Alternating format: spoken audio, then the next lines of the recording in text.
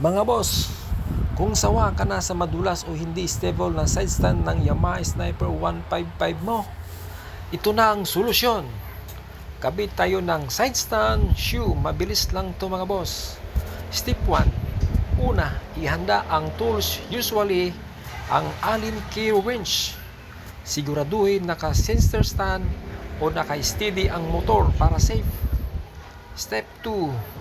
Linisin muna yung paa ng side stand para kapit ang shoe stand, walang dulas. Step 3. I-align ang shoe stand sa side stand, tapos ipasok ang bolts, higpitan pero wag sobra para iwas damage. Step 4. Test natin, stand mo ang motor.